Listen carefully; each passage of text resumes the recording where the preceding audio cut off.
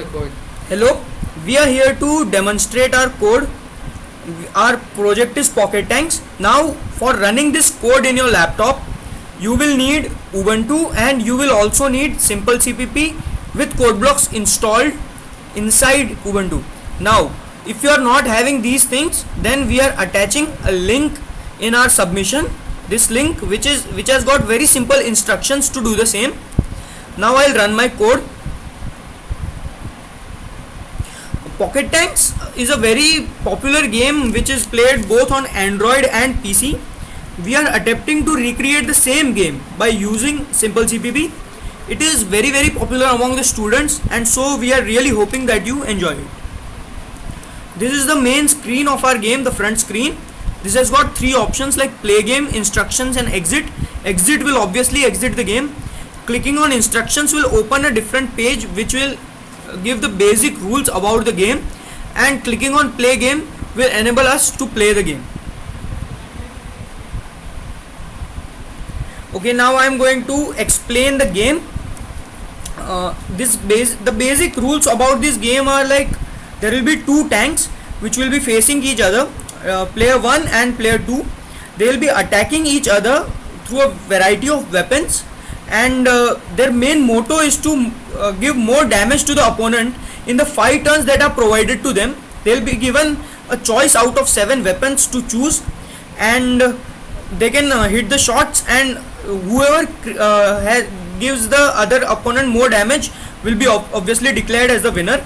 Now this green mountain thing that you can see in the middle is the terrain that we have made. The most difficult part of our game was to make the terrain, because not only did we have to make a very irregular shape, but we also had to destroy it when the shot hits at a particular place without affecting the rest part of the terrain. So now this cannot be done with a continuous shape.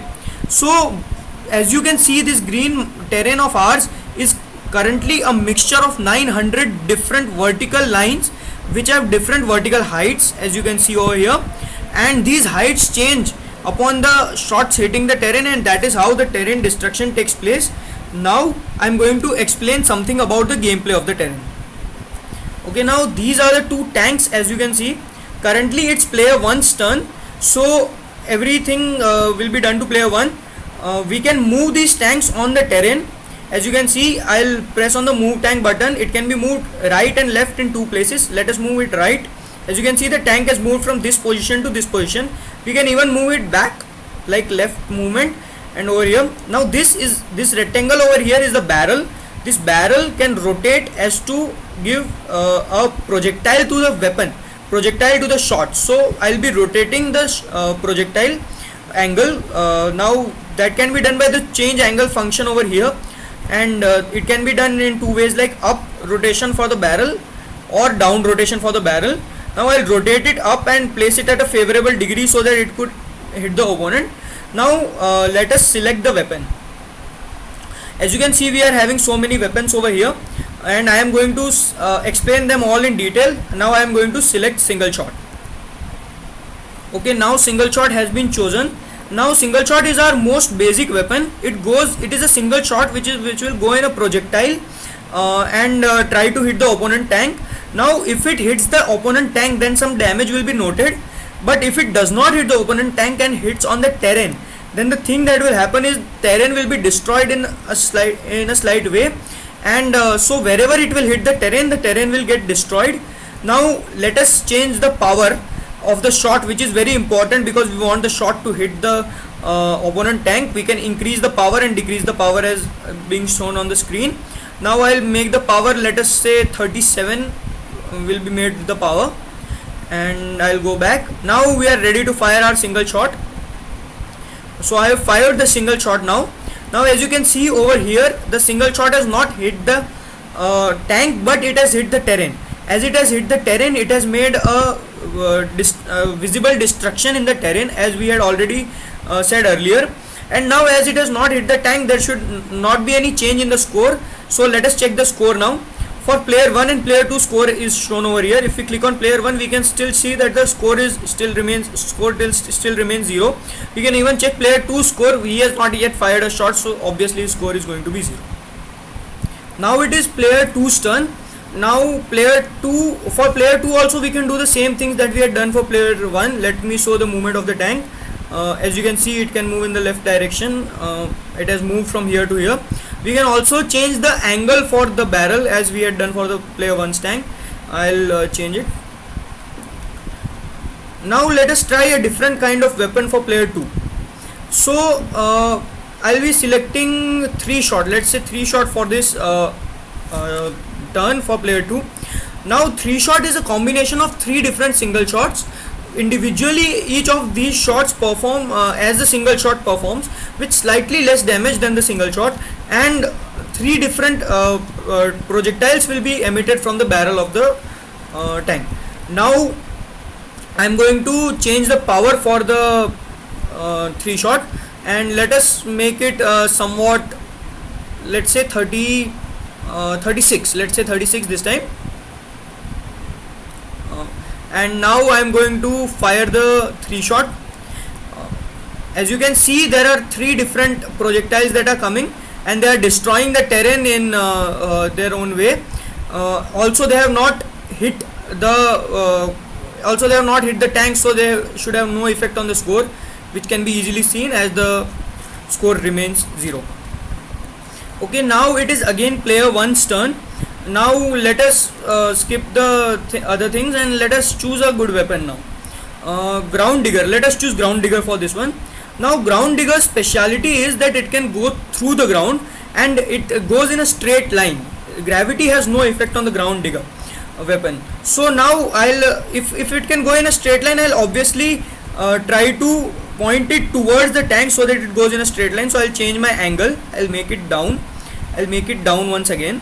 Now as you can see, this is a straight line which will go straight and hit on the second tank. Now I'll change the power. It does not matter very much, but if the power is high, then it is obviously better for the ground digger. Now I am going to fire the ground digger, but one more thing that has to be kept in consideration is that when I'll fire the ground digger, it will go through the terrain, and the path which it will go through, it will dig out, and so the terrain will come slightly down as much as the ground digger will move. You will now see a line which will show the path of the ground digger. I am firing the ground digger. Now I have fired the ground digger and it has hit this line that you just saw. It was the path of the ground digger, and the terrain just decreased by somewhat, so it was like as if that line was destroyed and the terrain got decreased. Now since the ground digger hit, the score of the player 1 should have been increased. So let us check the score. So as you can see, the player 1 score is showing to be 30, and so obviously the player 1 score has been increased. Now it's player 2's turn again. So let me choose a weapon. This time let us go with the sniper shot. As I'll explain something about sniper shot. Sniper shot is basically the same thing about as the single shot. It will move in the same way as the single shot, and it will hit the terrain and the tank in the same way. But if it hits the terrain, it will have no effect whatsoever on the terrain. But if it hits the opponent tank, then it will cause a heavy damage, and it will even lead the tank to move slightly backwards. So now I'll change the power. As you can see, 36 was very less power for the previous turn. So now I'll increase the power, let us say to 42, and then I'll fire the sniper shot. As you can see, the sniper shot is the same trajectory as the single shot, and now as it has hit the player 1's tank, so the tank has moved slightly backwards. It moved from this position to this position. Now let us check the score. It should obviously have been increased for player 2. As you can see, player 2 score is 100 and player 1 score is 30 as it was previously shown. Now it's player 1's turn again. So if it's player 1's turn, so let us choose another weapon. The other weapon is homing missile. It is a good weapon. Now this weapon is, now choose weapon. Let us I don't think the weapon got selected. Let us choose it again. Now this weapon is going to like it will function previously same as a single shot till it reaches a specific y coordinate. a specific x coordinate, sorry, and after it reaches a specific x coordinate, it will turn itself towards the opponent tank and it will hit the opponent tank. So our basic job is going to be to reach it that specific x coordinate above the terrain so that it does not crash into the terrain. So now let us change the angle for the first tank. I'll change the angle sufficiently, and then let us increase the power so that it increases in such a way that it hits the opponent tank. I have increased it to 56. Now I will fire the homing missile. As you can see, it has reached this and it has hit the opponent tank. So now as we gave enough power to the homing missile, it went clear of the terrain, and as it reached a particular point that is over here, it moved in a straight line and it hit the opponent tank. And now, so let us check the score. Obviously the score should have been increased for player 1 as the homing missile hit. It went till 65. So as you can see clearly, the power score has been increased for the tank 1. Okay, now it's player 2's turn again. So now let's choose a weapon. I'll be choosing scatter shot this time. Now this scatter shot is such a weapon that it will hit, if it hits the tank, then it will cause some damage, but if it hits the terrain, then 3 different single shots will emerge from that scatter shot and they'll move in a fountain like formation. Now I'll move the tank slightly to increase the chances. I'll also change the power because previously we had some power. Let us say we'll decrease our power because we want to see the fountain like motion of the scatter shot. And so now I'm going to fire the scatter shot. As you can see, I have fired the scatter shot. It is hit going over here. The first shot hit over here only. The second 2 shots they went in different directions and they hit at different places. Now we'll check the score. It will remain the same as it was before due to the sniper shot hitting. Now it's player 1's turn again. Now let us choose another weapon. So we are going to choose the weapon Cruiser this time. Cruiser is a very interesting weapon. Now as you can see, Cruiser, what it will do, that if it directly hits the tank, then it will cause some damage, but if it hits somewhere in front of the tank, like let's say over here, then it will move some distance and then hit the other tank. But if it hits very previous to the tank, then it will move only the distance and blast itself at some other distance. But if it hits at a particular distance above, in front of the tank, then it will hit the tank directly. Now let me move the tank so that I get better chances of hitting the other tank. Let me change the power. Last time the power was too much for the homing missile. We will have to decrease the power. Let us say I'll make the power exactly at 40. And then so okay, now I'll fire the cruiser. As you can see, I have fired the cruiser already, and it has gone and directly hit the different tanks, so it should have caused some damage. Let us check the afterwards. When I'll get a spare shot, I'll show how it will move on the ground. Now I'll check my score. Player 1's score has been increased. Now it's player 2's turn, and as I missed with the cruiser, means as I hit the cruiser directly to the tank, I am going to show the movement of the cruiser this time. So let us choose weapon and let us select the cruiser. As you can see over here, I by mistake selected another weapon. I'll select the cruiser, and now I'll change the power slightly so as to not let it hit. Let me make the power, let's say 35, and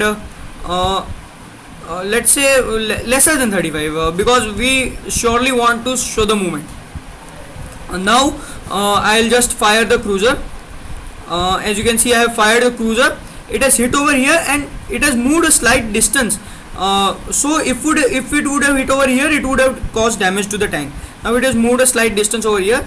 Now as it has not hit the tank, we can still check the score and it will remain 100 as it was previously.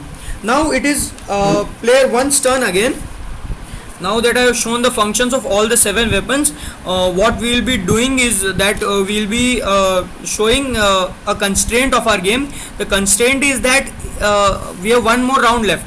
Now the constraint is that if the weapon or the shot goes out of this screen, then there will be no damage to the tank or the terrain whatsoever, and the other player's turn will come directly.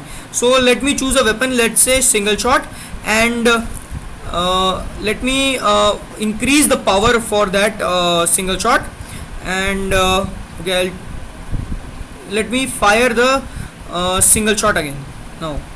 So I'm going to fire the single shot, and as you can see, it has gone out of the terrain, and as soon as it went out of the screen, the other player's turn came. Now I'm going to check the score and show you.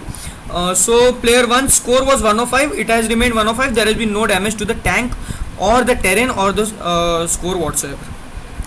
Now it is the last round of the game, and I am going to use it to demonstrate it to you how the ground digger works when it does not hit the other guy's tank. So let us select the weapon first. So now I am going to select the weapon ground digger. I have selected the weapon ground digger. Now I am going to change the angle of the ground digger so that it hits the terrain but it does not hit the other tank. So I am going to just move it single time downward. As you can see, it is going through the terrain but it is not going to hit the other tank. Now I will fire the ground digger.